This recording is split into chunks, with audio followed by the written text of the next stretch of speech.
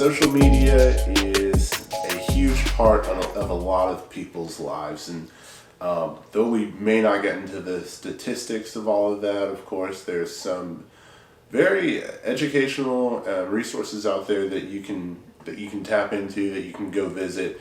I know that, like we talked about even before this, is the social dilemma is a pretty big one that's circulating around right now that a lot of people have watched and maybe even done their own research after watching that, because it's very telling, and they it sounds like they've spilled a lot. Everyone just comes up and they're just like, yeah, I was third in command at this place or this place, and it's just no one cares. Yeah, well, I mean, just like, I think it's no crazy. one really cares. I care. I personally care. I think that's crazy though, because you have people that were very high up that are just giving away all of these secrets and exposing basically. Oh, that's what you're talking about. Yeah, that's what okay. I mean. I think you meant personal stuff. Oh, no, just for somebody to walk up and just be like, yeah, it's terrible. Yeah, I was at the top and I realized that it's actually horrible for people, and the little dramatizations that they do in between the fact interview, the fact that they don't even allow their kids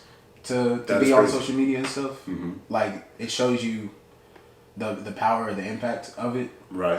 And what they've built, what they've facilitated throughout all this time, and like, I mean, the fact that they got out of it for themselves, but then also they still won't allow their kids to get involved in it, because I mean, it does have a huge way in which, like, we think nowadays. I mean, I've been hearing a lot recently, like, people talking about just the impact that it has on their own life. Like, you know, recently there was someone that passed away or that got shot and killed in Minneapolis, I think, or I think so.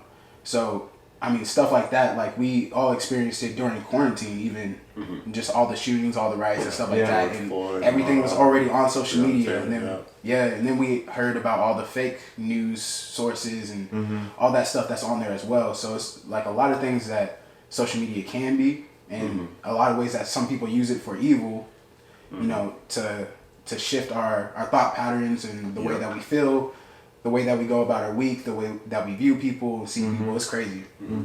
It's crazy.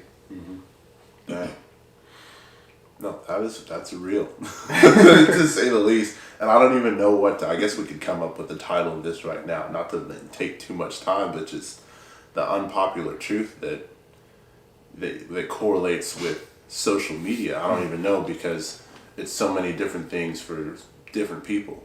For some people, it's the devil and it's the worst thing ever, and for some people, it's the greatest thing of all time. Yeah. And because you have people that profit off of it, some people make so much money, and then some people literally just haven't, and you know, they tap in and they open it up, and all it is it's just another reminder of how much they don't like themselves. Or some people that are more so like on the judgmental side and just.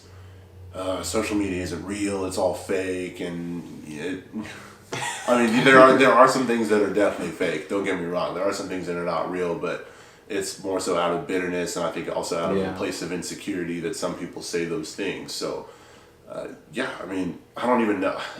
So for some people, the unpopular truth is that social media is not all that great, and for some people, it is that social media is actually very resourceful. It's not the worst thing of all time, you know. So it really depends on the person, and I think we've kind of been able to see that over the years as three people who are trying to run a business, and social media is a very big part of the marketing side of things, and advertisement is trying to figure out, and also as three, you know, Christian men, we're not trying to use just the sleazy tactics to try and get our products in people's hands. Right. We want to do things what we consider to be the right way, and as men of God, because you know what, Higher Standard could be here today and gone tomorrow.